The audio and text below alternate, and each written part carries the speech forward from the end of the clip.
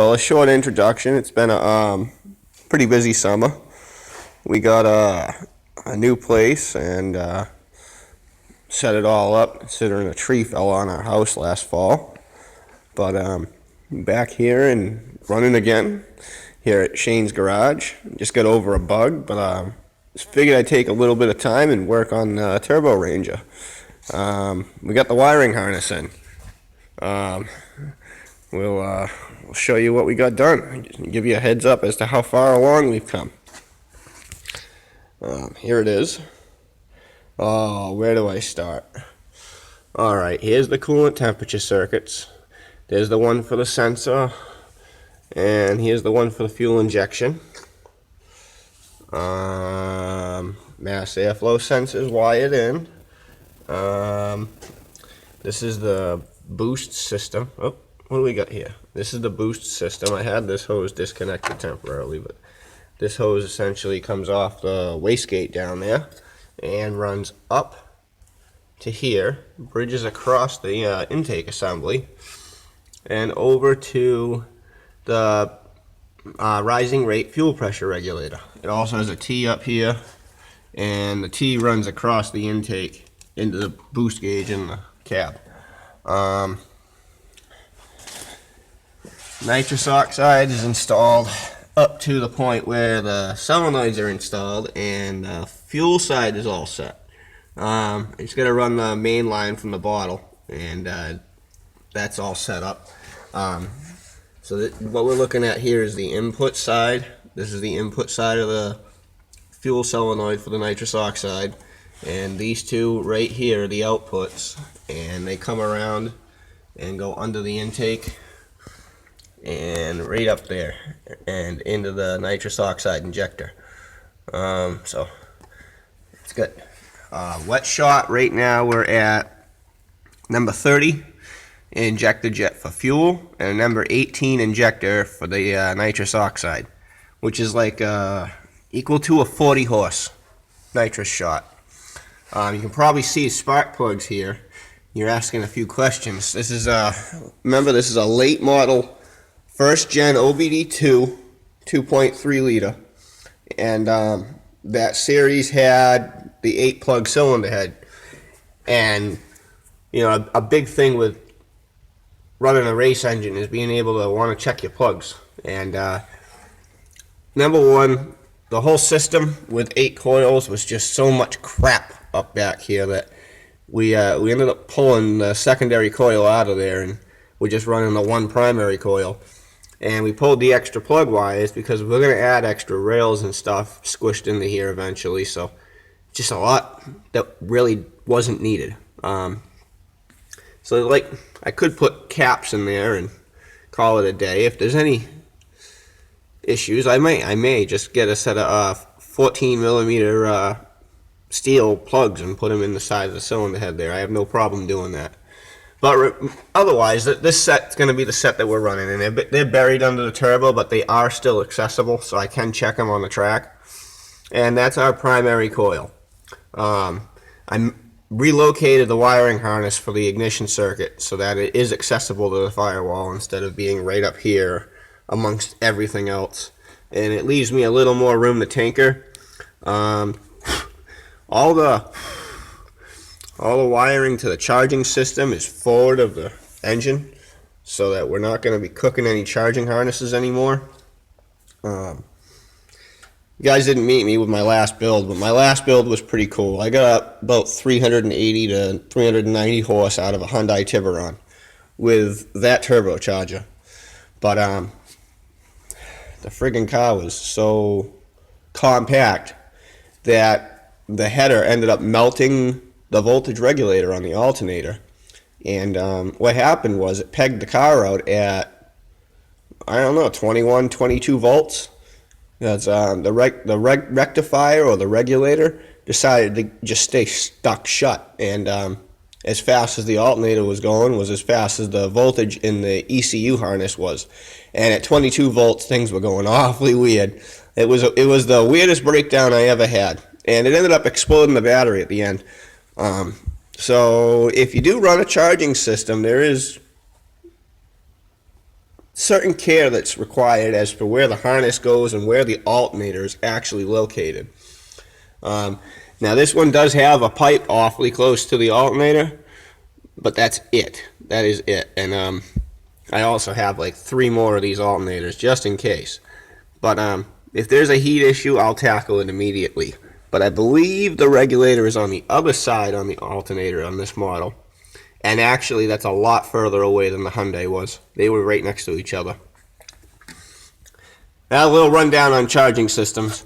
So we're going to put a belt on it today. And maybe get the fuel system to try to fire and prime if we can figure out how to hook the lines together.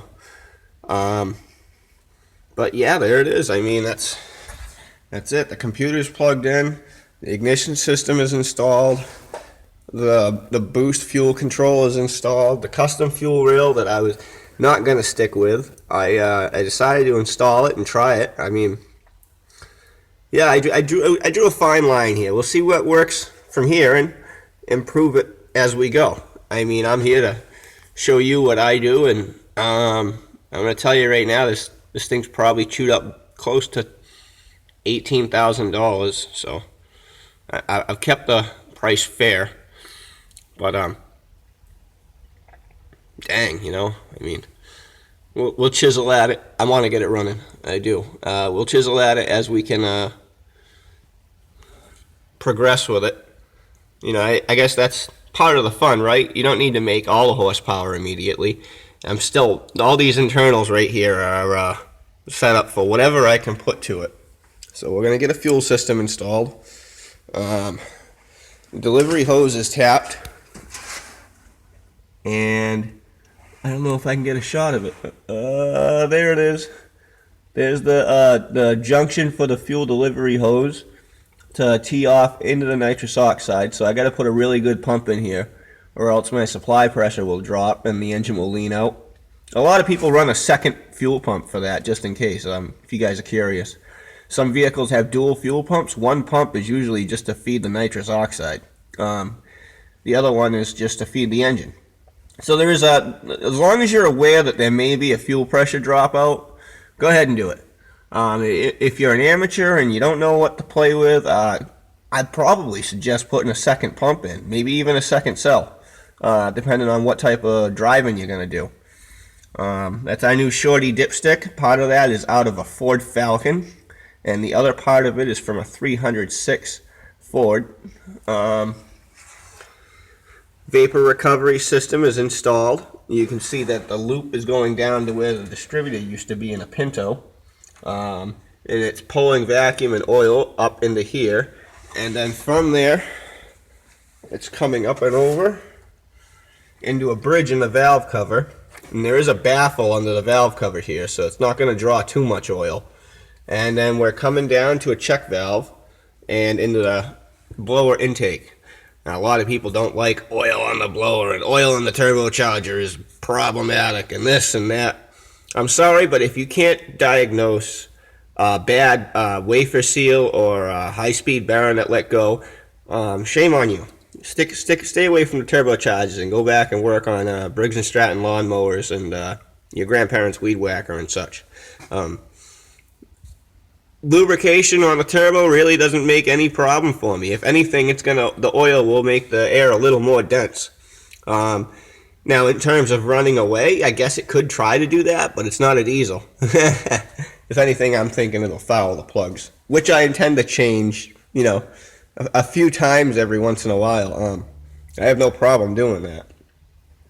Now, suspension, she is sitting on all fours. The cab is back on the chassis. We got a couple of shit kicker wheels that ended up going on there temporarily. The 4-links are set up. This is 8.8 Dana.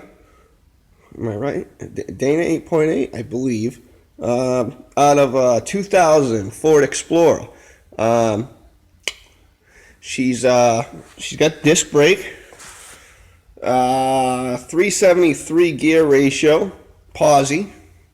That is the original equipment Ranger drive shaft. Believe it or not, I managed to squeak the original drive shaft into there. And these are On the rear, 1997 Ford Ranger 4-wheel drive wheels. Notice the wheel pattern, 15-inch. And on the front here is 1997 Ranger 2-wheel drive Courier wheels, 14-inch. But the rims seem to match. I found a set off a friend, and I snatched them up and threw these Sonic Maxima 30-year-old tires on it just to keep it off the ground. We got the Lakewood traction bars, and we got an adjustable 4-link on each side. There is supposed to be a shock set. I notice you guys are probably all asking where the shocks are, and I'm not going to skimp out there. I'm gonna use the nice QA1 set that they're selling for about $400 or $500, and they're gonna go in, and those will be the lateral shocks. We had cut and shortened this rear end. I took 3 inches out of one side and made it a straight rear end. There's one custom cross member there, and there's another custom gusseted cross member back here. These are custom rear hangers made here in the shop. And this was a fuel tank bracket originally, but I wanted to mount the fuel cell up top inside the bed of it as a final thought. So that just stayed there as a fancy cross member. Forward trailing pockets are off an Eddie Bauer Explorer, and those are actually factory Ford components. If you'd like to go for a journey, we'll go on the side and show you the tranny.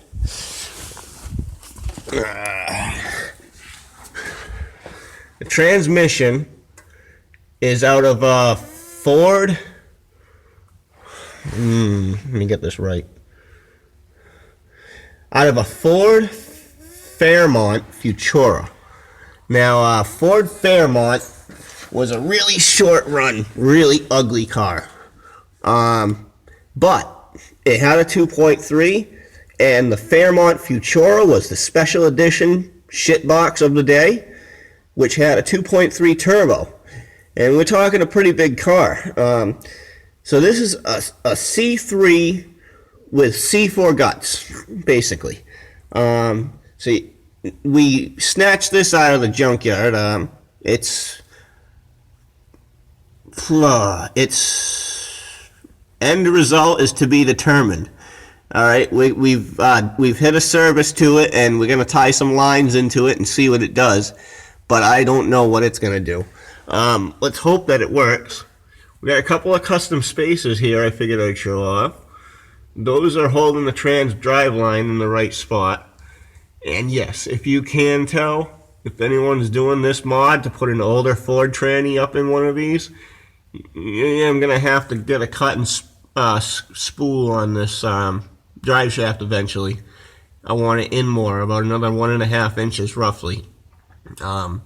It is a 28 spline output, so 500 horse might snap that right off. We shall see. But the driveline angle itself is pretty copacetic all the way down. And I don't know, let me see if I can get the camera right. Yeah, there it is. It's you kind of got the hint. There's a whole series of math you want to go through to get that right. But I may have done that in another video, I don't know. All cab mounts are tight. Again, back to wonderful no shock bill, but she has got solid towers.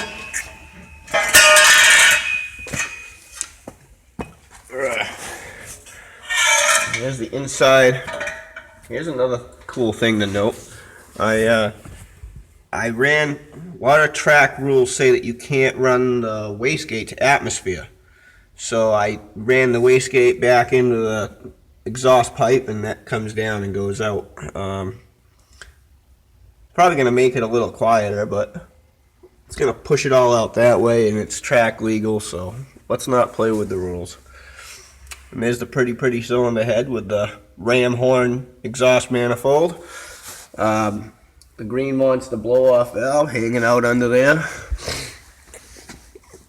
And yeah, that's about where it is. I mean, it's a little, let's see if we can get a little bounce effect going here.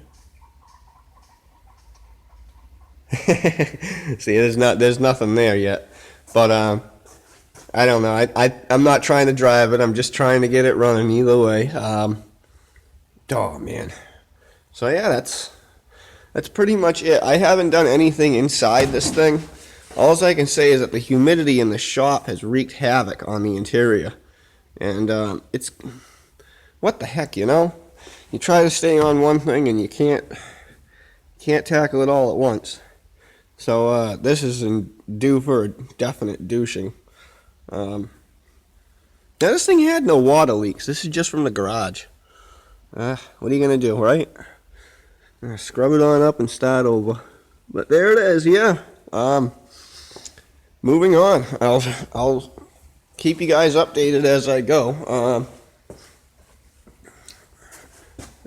But there it is. I mean, I can't get much more done right now. I got to go back and work on some customers' vehicles, but it is getting there. It is getting there. Y'all have a great day. Thank you for watching. Stay tuned for more episodes of the Turbo Ranger here at Shane's Garage. Take it easy.